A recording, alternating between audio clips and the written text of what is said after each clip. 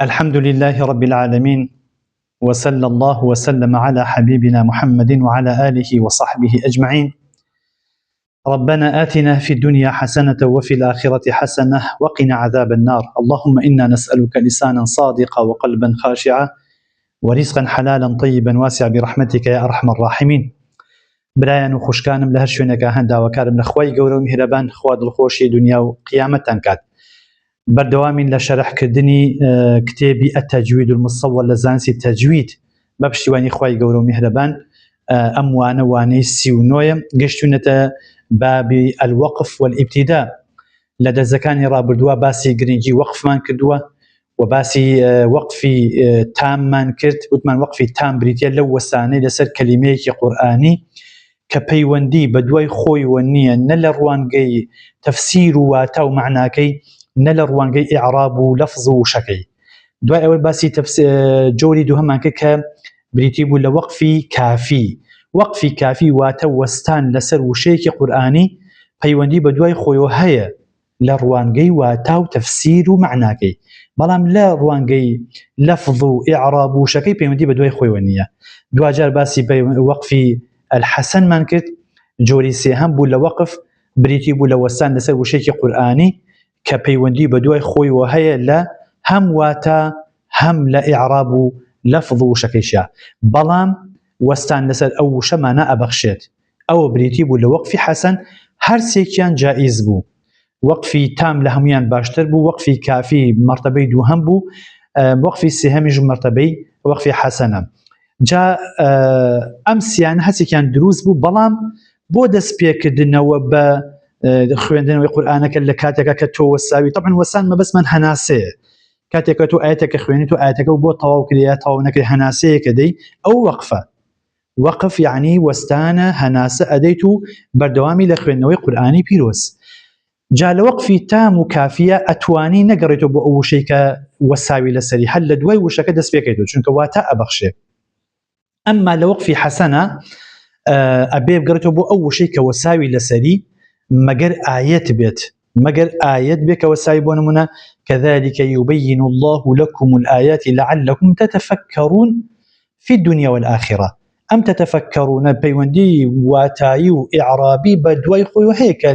تتفكرون في الدنيا والآخرة بيكون، بس ما دام تتفكرون آيات جمارة 219 ما دام آياتك كوتاي بهاتو أتواني كلويا وساين نقريتو ستتفكرون هر يكسر بدوي خوي دس بكي في الدنيا والآخرة. أما قد آيات بو أتواني دوای خۆی دەست پێکەی، بەڵام ئەگەر ئاەت نەبوو بۆ نمونە بسم الله وەقفی حەسەنە مانا ئەبەخشێ، پەیوەندی بە دوای خۆی وهەیە لە ئیعراب و لە واتایشە،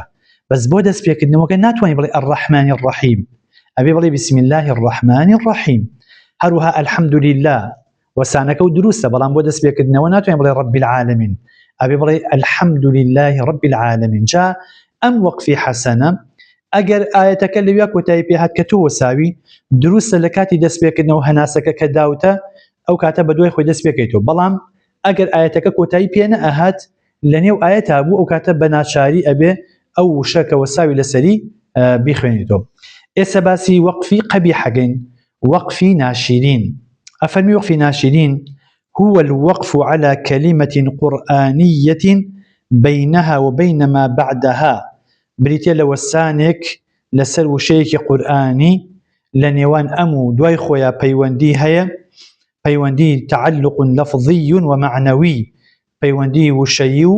واتاییش. یعنی وەکو حەسەن وایە تا ئێستا پێناسەکەی حەسەنی ژەوە بوو کە وترا وەستانە لەسەر کەلیمەیەکی قورئانی، لەسەر کەلیمەیەکی قورئانی پەیوەندی بە دوای خۆیشەوە هەیە لە ڕوانگەی ئیعراب و واتایشە. وەقفی قەبیحی شەر وایە، بەڵام وەقفی حەسەن مانای ئەبەخشی لەو کەلیمەکە وەسای وەکو بسم الله وەکو الحمد لله. جیاوازی لەگەڵ وەقفی قەبیحە لێرایە. وەقفی ناشرین، وەقفی خراپ، وەقفی قەبیح مانا نابەخشێت لەسەر ئەو شەکە ئەوەسید، مانا نابەخشێت. جایا ئەوەتە ماناکەی تێک ئەدا یا واتاکەی نوقسان و ناتەواوە. بۆیە فەرمێ والوقف عليها وەسان لەسەر ئەو وشە يعطي معنى ناقصا أو خاطئا، مانایەکی ناتەواو ئەدا بەدەستەوە ئەگەر لەویا بوەسی، یا واتایەکی هەڵە ئەدا بەدەستەوە ئەو کاتە حکمەکەی چیە؟ لا يتعمد الوقف عليه، نابێ ئینسان بە ئەنقەز لەویا بوەسێ، بە عەمدی، بە ئیختیاری، مەگەر لە ناچاریە لەویا بوەسێت، مەگەر لە ناچاریە. ئەو کاتە فإن وقف عليه مضطرا، ئەگەر بە ناچاری لەویا وەستا، ئەعاد ئەو کەلیمە دووبارە ئەکات، کەواتە وەقفی قەبیح وەستانە لەسەر وشەیەکی قورئانی لەگەڵ دوای خۆی واتای مەعنا و وشەیشی هەیە، واتایان بەیەکەوە هەیە، پەیوەندیان هەیە، ڕەبتیان بەیەکەوە هەیە، و وەستان لەسەر ئەو وشە واتایەکی نوقسان و هەڵە ئەدا بەدەستەوە، نابێ ئینسانی قورئان خوێن بە ئەنقەس و بە ئیختیاری خۆی بە ئارەزومەندانە لەویا بوەسێ. ئەگەر بە ناچاری وەستا لەویا لەبەرەوەی هەناسەی پێ نەماوە، کۆکەیەکی بۆ هاتووە، ئەو کاتە ئەو وشە دووبارە کاتەوە. جا با چەند نمونەیەک باسکەین ئین شاء الله تعالى. الحمد لله رب، لەسەر وشەی ڕەب ئەگەر وەسایت وەقفی قەبیحە، واتاکەی نوقسانە. الحمد لله رب، آخر ڕەب لە زمانی عەرەبیە بە مانای خوای پەروەردگار دێت، بە مانای گەورەیەت، بە مانای خاوەنی ماڵ و خاوەنی سیارەیەت. مەسەلا ئەڵێ رب هذا البيت، رب هذه السيارة. رب واتای زۆرە کە تۆ ئەڵێ الحمد لله رب، ماناکەی نوقسانە، نابێ لەویا بوەسیت. ئەگەر ناچار بووی لەویا وەسای، دووبارەیەکەی تۆ ئەڵێ الحمد لله رب العالمين،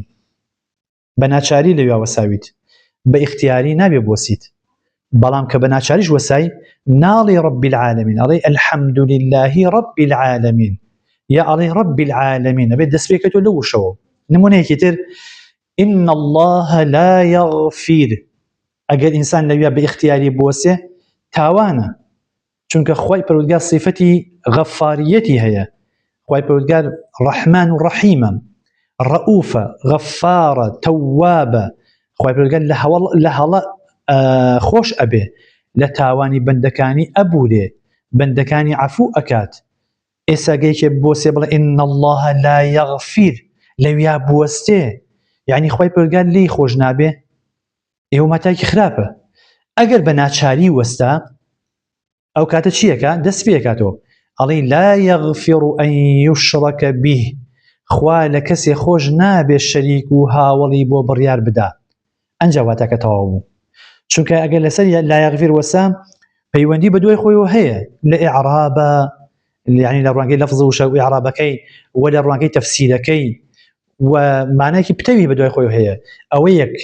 ئەگەر بیش لە جاخۆ حەسەنیش واتای پەیوەندی بە دوای خۆی هەیە لە ئیعراب و لە معنایشە،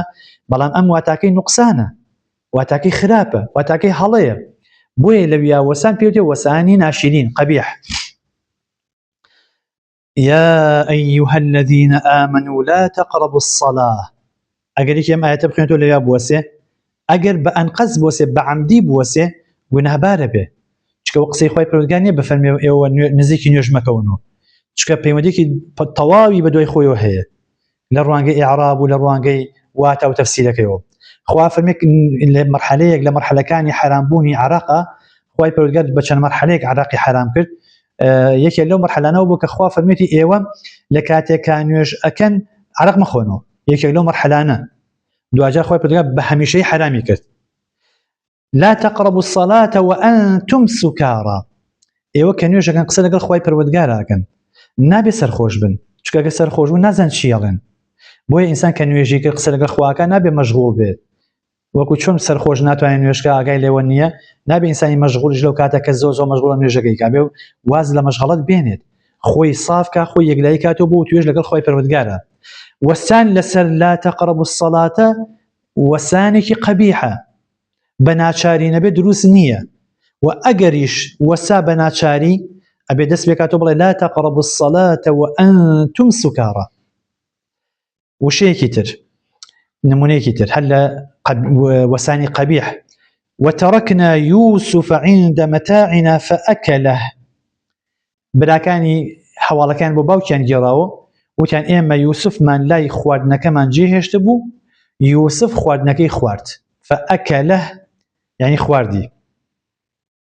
ئەگەر لەسەر وشەی فأكله بوەسی، ئەها واتاکەی چەند هەڵەیە، واتاکەی چەند غەڵەتە، واتاکەی چەند غەڵەتە. بەڵام ئەگەری کە بە ناچاری وەسا، تەمەنەوە بە ئیختیاری دروست نییە، بەزێگە بە ناچاری وەسا ئەو کاتە دووبارەیە کاتۆ فەرمێ فەئەکەلەهو الذئب گورگ یوسفی خوارد. ئەم واتە زۆر لە یەکۆ دوورن لەویان ناگە لەسەر فەئەکەلەه قورئان خوێن بوەسێ یعنی یوسف خواردنەکەی خواردووە، بەڵام ئەگەر لە شوێنی خۆیان بوەسێ بڵێ فەئەکەلەهو الذئب یعنی گورگ یوسفی خواردووە، کەواتە وەقفی قەبیح ئەبێ قورئان خوێن ئاگادار بێت لەو شوێنانە نەوەسێ کە ماناکەی تێکەدات. ئەچینە لا پڕی 199 ئەفەرمێ قاعدەتانی فی الوەقف، دوو یاسامان پێڵێ لەکە بۆ کاتی وەستان، دوو یاسای باش دوو یاسای چاک. یەکەم ئەفەرمێ الوەقف على رؤوس الآیە سنة مطلقة، باشتر وایە ئینسان لە سەری ئاەتا بوەستێ، ئەو ئاەتێک کە کۆتایی پێدێ سەرەتا ئاەتێکی تازەیە لەو کۆتایی ئاەتا بوەستێت ئیشکالی تیان نییە، هەر جۆرە وەقفێ بێت ئاساییە عیبی تیانە دروستە. دوو ليس في القرآن وقف واجب أو حرام شرعا إلا ما أفسد المعنى. ئێمە کاڵێن ئەم وەقفیان دروست نییە ما بەس مانەوەی لە تەجویدا دروست نییە، لە قیراءەتا دروست نییە، ماناکەی جوان نییە، بەڵام ئەگەر وەقفێک واتاکەی ئەگۆڕی واتاکەی تێک ئەدا و خاوەنی ئەو کەسی شەکە قورئان ئەخوێنێ ئەیزانی ئەو مانە تێک ئەدا لەوێ لە واتاکەی زانی لە بەرچاویا بوو و لە زیهنیا بوو و لە فکریا بوو لە بیری نەچوو بوو لەو کاتا نابێت لەوێ بۆسێ بە اختیاری، چونکە واتاکەی تێک ئەدا.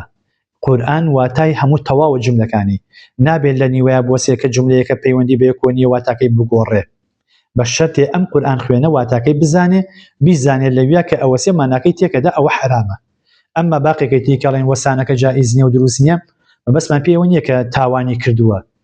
باشە بەسمان پێوە نییە کە تاوانی کردو گوناهبارە و پێویستی بە تەوبە هەیە، بەسمان پێ ئەوەیە کە لە تەجویدا ئیشێکی خراپی کردووە، ئەو واتە ئەو وەسانە شوێنی وەسان نەبوون. باسی چەند تەنبیه و ئاگاداریەکمان بووە کە ئەیکا بە یاسا بۆمان نەفەرمێ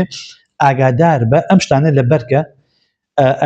لەم شوێنانە وەسان دروست نییە، لەم شوێنانە لا يوقف على الفعل دون فاعله.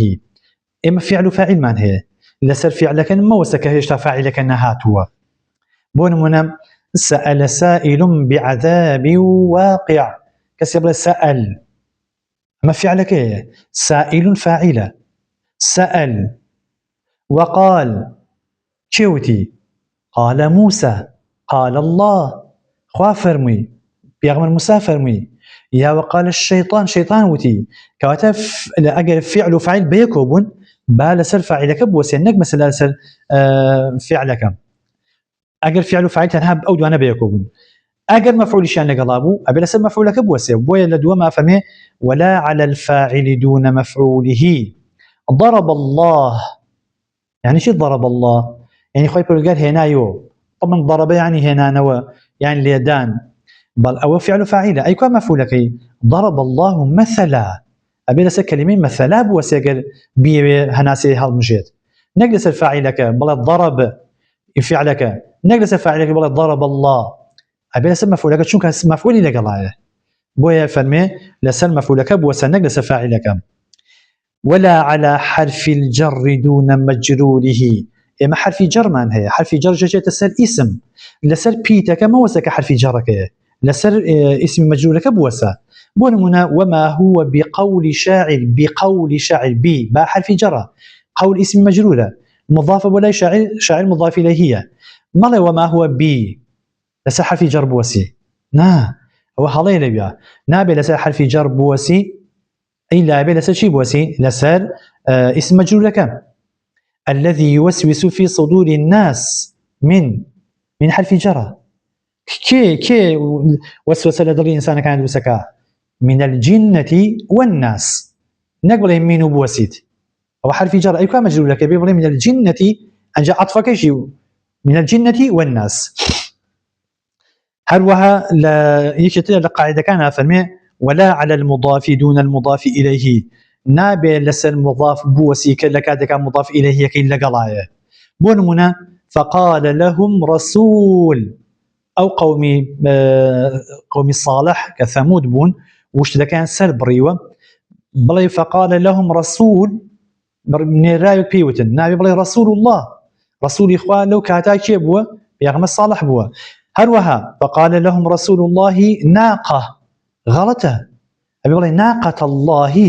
ناقة مضافة إضافة كلا ولا اسم جلالة ولا الله ناقة الله كواتا همو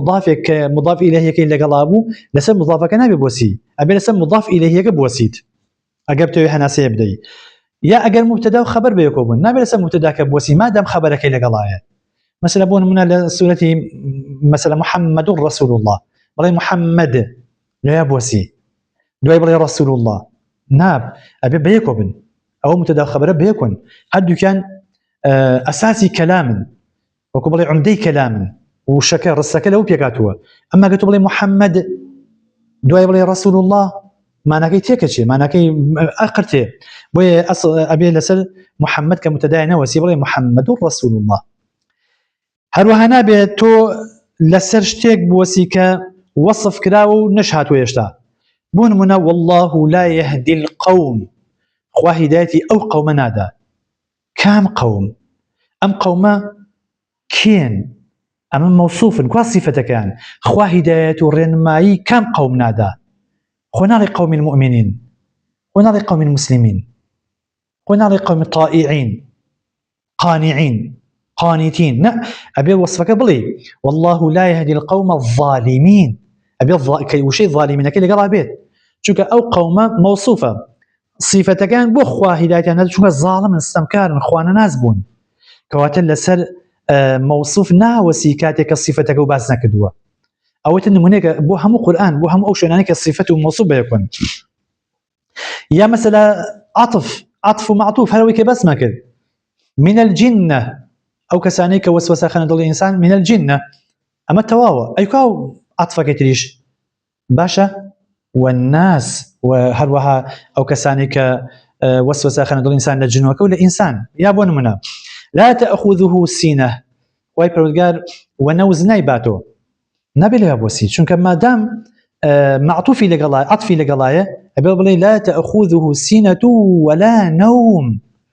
أبي ولا نوم كش بلي بو شنك ما هاتون أوي كعطف كراوتو السري بس الله جل جلاله خواي برودجار ونوز نايباتو وهروها خواي برودجار خويج نايباتو يعني خويني خواي برودجار شو خو لقل ونوزات صفتي نقصة بو خواي برودجار نبي بريار بدري خواي برودجار نأخوي نو نوزي شدا كواتا هر صفتك يا مثلا بلي ثلاثة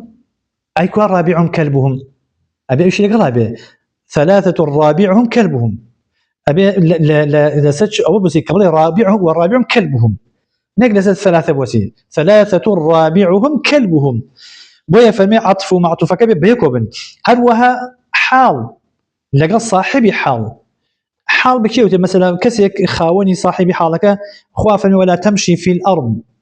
يعني بس زي ما مروا بس خو أو نقصانا وقفك قبيحة يا بوسيد خواني في بس زي مرون وفهمتي ولا تمشي في الأرض مرحا بكبر متكبري ومروا كواتا نابي لسر ولا تمشي في الأرض كصاحب حالك فاعلك وديارني وضميرك اللي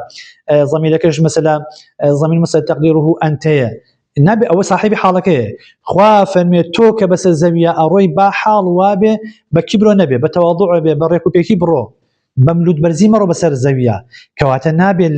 لسر صاحب حالك بوسي كأجر حالك اللي قال نبي أبي حالي اللي قال أبي حالك شيء بكبرو مرو هروها جميرا وجماردن نابي لسر عدد ومعدودك اللي كان بشري وإلهكم إله ووقف قبيحة وإلهكم إله واحد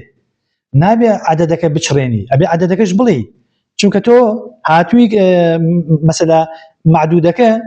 معدودك أو كأتي بجميري أبي بيكوبن عدد ومعدود بيكوبن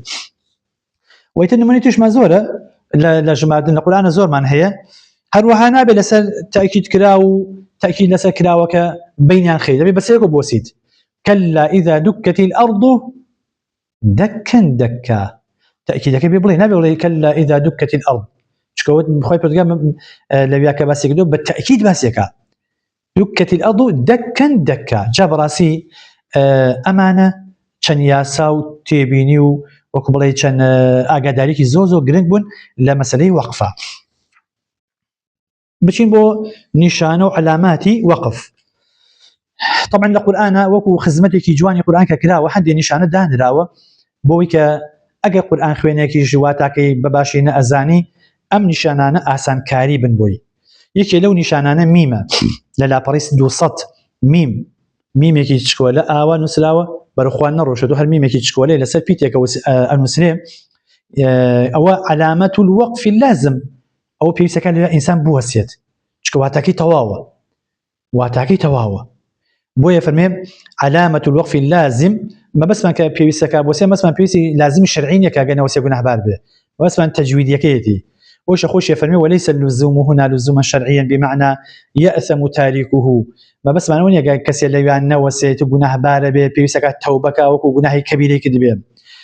ما بس من بيويك وإنما هو لزوم اصطلاحي حتى يفصل القارئ بين معنيين ما بس معنوني لتجويدا بيوتي لازم بوسي بيدواتي لكاتك اللي جياوز أمواتيانا نلكين بيكو بون منا خوي برجار أفرمي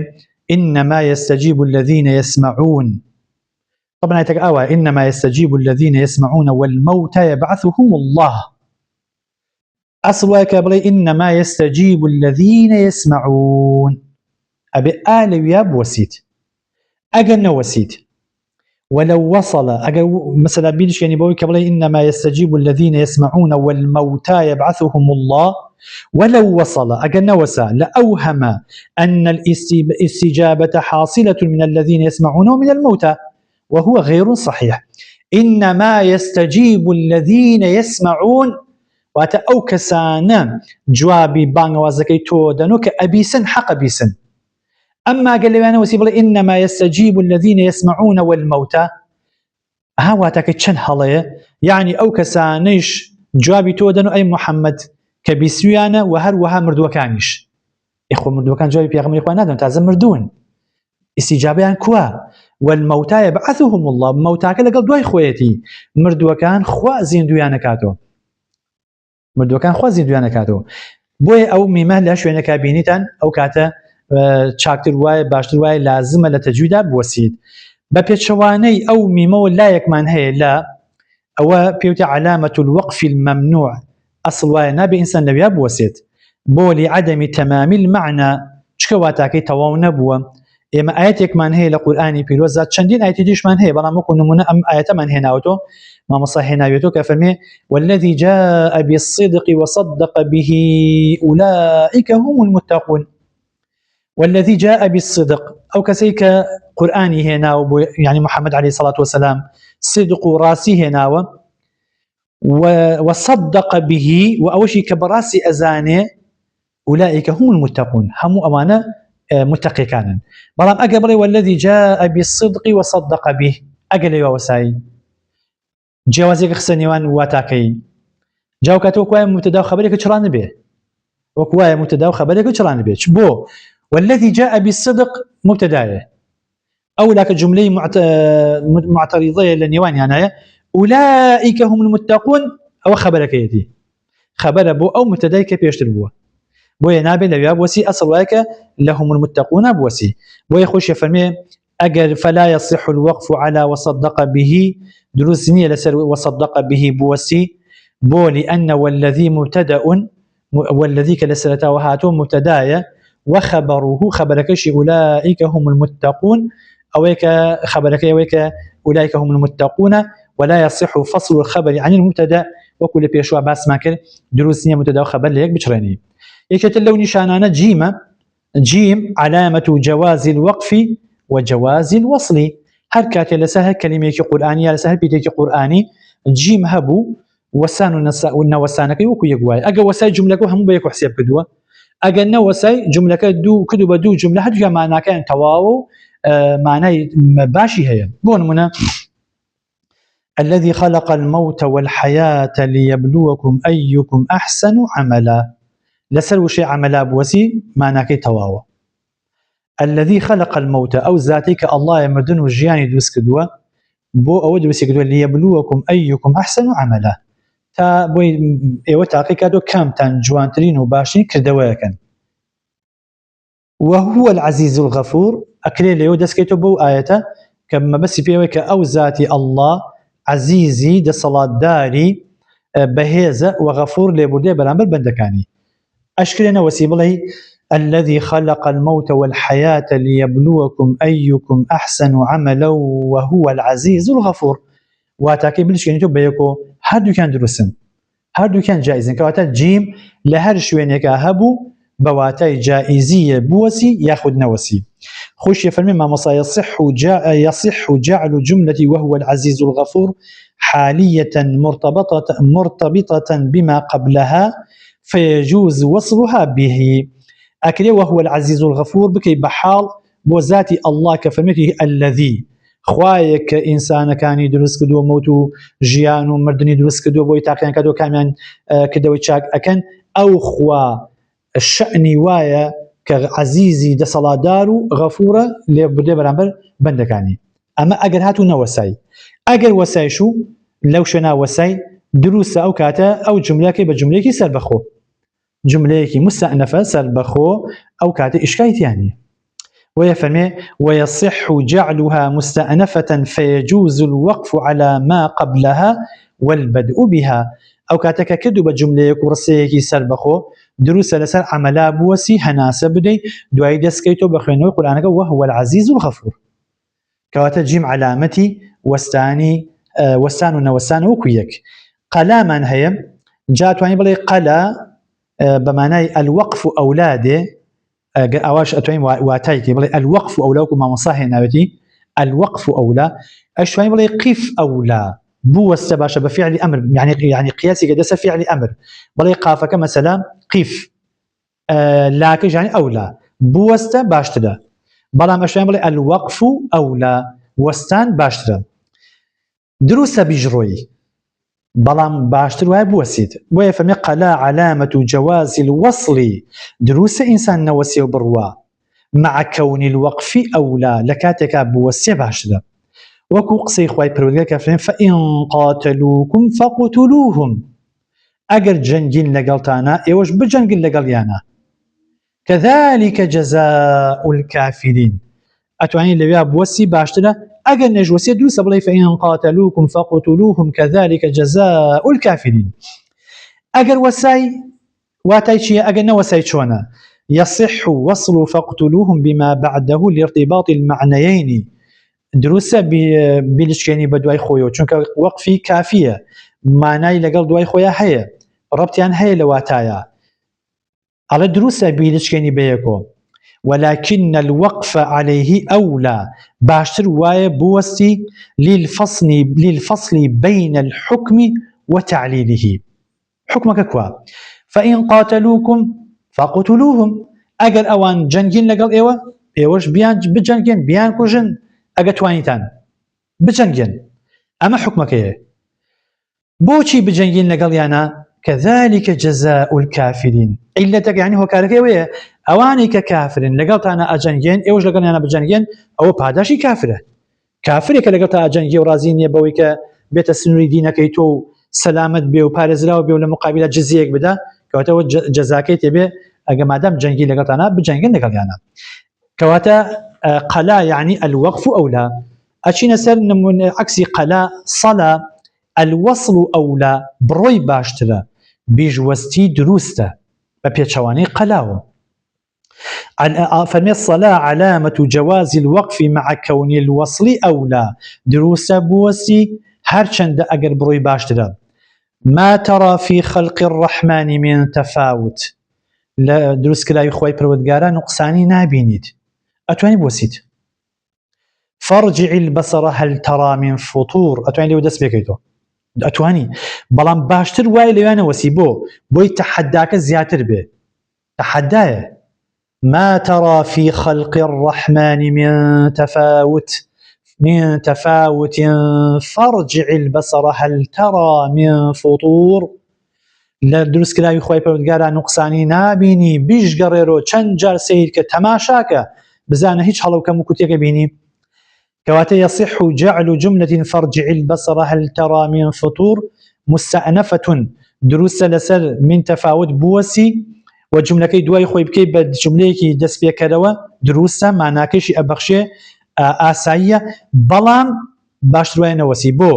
إلا أن التحدي في قوله فارجع البصر راجع إلى خلق الرحمن چونکە فارجع البصر تحدای تایە يعني چەند جار تەماشاکەن بە عیلمتان بە زانینتان بە زانستان بەو ئامێرانی کە تەماشای پێەکەن چەندین جار تەماشاکەن بگەڕێنەوە دووبارەکەنەوە بۆ چونکە تحدایت يعني خلقی ڕەحمان دروستکراوی خوا نقصانیتیان ئەوە تحدایتایە بۆیە نەوەسی باشترە. في الجملة قبله مما يجعل الوصل أولى لشدة الاتصال بين المعنيين چونکە لە ڕاستیە پتەوە ئەو واتای لە نێوان ئەم دوو جملە زۆ پتەوە باشتر وایە نەوەسیت بەڵام بیژوەسی ئاساییە. ئێمە لە قورئانە تەعانقمان هەیە 6 نقطەمان هەیە سیانیان ئاوایە لەولاتیشە سیانیان ئاوایە هەریەکان لەسەر کەلیمەیەکن. ئەم 6 نقطە 3 جۆر وەسانی تیا دروستە 3 جۆر وەسانی تیا دروستە 3 جۆر بڵێن خوێنەوەی تیا دروستە نەک وەسان. کاتێکیان توانین لەسەر یەکەمیان بوەسی لەسەر دووەم ناوەسی جاری دووەمیان توانین لەسەر دووەم بوەسی لە یەکەمان نەوەساوی جاری سێمیان لەسەر هیچیان نەوەساویت. بۆ نمونە ئێمە لە قورئانە چەند شوێنێکمان هەیە یەکێ لەوانە ألف لام ميم ذلك الكتاب لا ريب فيه هدى للمتقين لەسەر وشەی ڕەیب ئەو 3 نقطە هەیە لەسەر فیهیش ئەو 3 نقطەی تریانە هەیە. ئێستا تطبیقەکەن کە چۆن بوەسین ئەفەرمێ ذلك الكتاب لا ريب نەویا وەسام فيه هدى للمتقين لا فيه يەکە نەوەسام. جاری دووهەم ذلك الكتاب لا ريب فيه ئەم جارە لەسەر لا ريب نەوەسام لەسەر فيه وەسام هدى للمتقين دروست بوو. جاری سێهەم ذلك الكتاب لا ريب فيه هدى للمتقين لەسەر هیچیان نەوەسام ماناگەشی دروست بوو بەڵام جائز نییە لەسەر هەردووکیان بوەسیت بڵێ ذلك الكتاب لا ريب فيه هدى للمتقين. ئەگەر لە یەکەم وەسای لە دووهەم ناوەسیت لە یەکەم نەوەسای لە دووهەم ئەتوانی بوەسیت ئەگەر هیچیان نەوەسای دروستە ئەمە سیانی دروست یەکشیان دروست نییە بۆیە خۆشی فەرمێ بحيث إذا وقف على أحد الموضعين لا يوقف على الآخر ئەگەر لەسەر یەکیان وەسای لەسەر ئەوتیان ناوەسیت بە مەیلی خۆتە یەکەم وەسای دووهەم نابێ بۆسی لە دووهەم وەسای یەکەمیان ناوەسی ئەشتوانی لەسەر هیچیان نەوەسیت. ئەوە چەند نیشانەیەک بوو کە پێوترێ نیشانەکانی وەقف لە قورئانی پیرۆزە. پێش ئەوەی کۆتایی بە دەرزەکە بهێنین یاسایەکمان بواسەکە بۆ پێشەوە حەفظ بزانین چۆن حەفظ و کەوت و معاملەیەکە لەگەڵ کەلیماتی قورئانیە. ئەفەرمێ كان حفص يراعي رسم المصحف في الوقف پێشەوە حەفظ ڕسمی ئاەتەکان چۆنە ئاوا معاملەی لەگەڵاکات على ما كتب مقطوعا أو موصولا من الكلمات القرآنية. ئێمە هەندێ وشەی قورئانمان هەیە دوو وشەن لە یەک دراون جاری وا هەیە هەر یەک وشە نووسراوەتەوە بەس خۆی داسە دوو وشەیە جاری وا هەیە دوو وشەکە نووسراون بەڵام هەر ئیدغام کراون. بۆیە ئەفەرمێ فيصح أن يقف القارئ مضطرا أو مختبرا قورئان خوێن بە اختیاری نە یا کاتێک امتحان ئەکرێ یا کاتێک کە ناچارە چۆن بۆسێت لەم شوێنانە کە باسیەکە على الكلمة الأولى أو الثانية مما رسم في المصحف الشريف مقطوعا ئەگەر دوو پیتەکە بە یەکۆ نەنووسابوون بە دوو پیتەکە بە یەکۆ نەلچکابوون ئەو کاتە لەسەر هەرچێکیان بۆسی دروستە. بۆ نمونە وشەی ئەن لەگەڵ لا خۆتە زانی ئیسا ئەن نونی ساکینە گەشتووە بە لام لامێکێکە لە پیتەکانی یەرمولونە ئەگەر بڕۆ لە خوێنەوەڕی ئەللا بەڵام لە هەندێک شوێنی قورئانە نەنووساون بە یەکۆ ئەنەکە بە جیان وساون لامەکە بە جیان وسلاو بەڵام لەسەر لامەکە شەدەیە هەیە یعنی ئەوە ئیدغامێکی کامیلە. هەروەها وشەی من لەگەڵ ما مینەکە بە جیان وساو مینی حرفی جەڕ ماکەش بە جیان وسلاوە هەرچەند ئیدغامە چونکە نون گەشتۆ بە میم نونی ساکین گەشتۆ بە میم یەکێکە لە 6 پیتەکە یەرمولونە ئەگە بڕۆی دەغمەکرێ یا عن ما بە هەمان شێوە عن حرفی جەڕە و عنەکە نونێکی ساکینی هەیە گەشتۆ بە میمەکەش یەکێکە لە 6 پیتەکە یەرمولونە ئەگەر بڕۆی ئیدغامە ئەگەر ڕۆشتی بەڵام ئەگەر ئیمتیحان کرایت وتیان زەحمت نەبێ لەسەر ئەو دوو کەلیمە ئەو دووشە چۆنەوەسی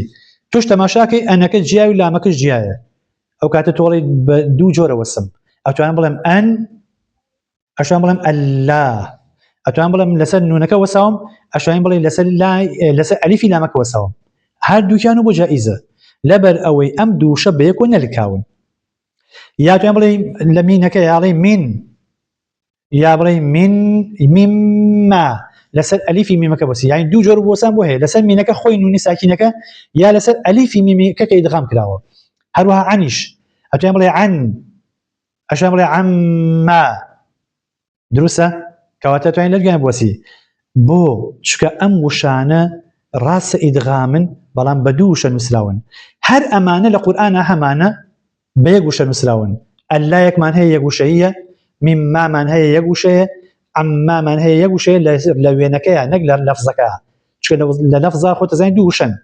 مادام يسبيكو نساون موصولا كواتا يكجور وسان ويجلس ألفكيه ألا مما عما ناتو يمري أن ناتو يمري من ناتو يمري عن شكتازا نمان رسمك لقرآن نماوا لكاوبا إدغامكي حساب إدغامكي بوكلاو لكاوا هر وشيكي قرآني أجر لكاب طبعا لدوش بيكاتون أو كاتا يكجور وسان ويكلس كوتايدو هم يعني بلام أجر ننوسابون بيكو بلكو جیاواز بوون ڕاستە لە کاتی خوێندنەوە بە ئیدغام خوێنێتەوە بەڵام لە وەستانی ناچاری یا وەستانی تاقیکردنەوە ئەو کاتە تۆ بۆ تێب لەسەر هەردووکیان بۆسی بڵێ ئەن یاخود بڵێ ئەللا نەک بڵێم هەردووکیان لێ کاتە بڵێ ئەن لەگە بڵێ لا هەردووکیان وەساوم نە بۆ تێ لەمیان بۆسی یا ئەویان لەمیان یا ئەویان بەڵام ئەگە بە یەک و نووسابوون ئەو کاتە بۆمان نییە تەنها یەک حاڵتمان هەیەژەیەکە لەسەر أليفكي كوتا وشكان بوسين وكو ألا ألف لامك مما وعما ألفي ميمك إن شاء الله تعالى دزي داهاتو بشيواني خوي پروردگار چندين نمونمان بوباسكا ل نمونكاني اختبار تاقيكدنەوە کە چۆنە وەسی یا لە کاتی ناچاریە لێرا وەسی إن شاء الله تعالى داواکاین لە خوای گەورە و میهرەبان خوا بە لطف و کەڕەمی خۆی ڕەحم بە هەموو لایەکمان کات ڕەنج بە خەسارمان نەکا خوای پروردگار طاعەت و عیبادەت و خواپەرستی و تەوبەمان لێ قبول بفەرمێت دامەزراومانکە پارێزراومانکە لە بەرەکەتی ئەرز و ئاسمان بێبەشمان نەکا خوا ڕەحم بە خۆمان و دایک و باوک و ماڵ و مناڵمان بکات خوا شیفای نەخۆشی مسلمانان بنێرێت شیفایان بدا ڕەحمیان پێ بکات مسلمان و لێ قەوماوان لە هەر شوێنەکە گیریان خواد و خوای پروردگار داوا لێکەین بە ناوی جوان و صیفەتی بەرزت ڕزگاریان کەی آمین والحمد لله رب العالمين وصلى الله وسلم على حبيبنا محمد وعلى آله وصحبه أجمعين والسلام عليكم ورحمة الله وبركاته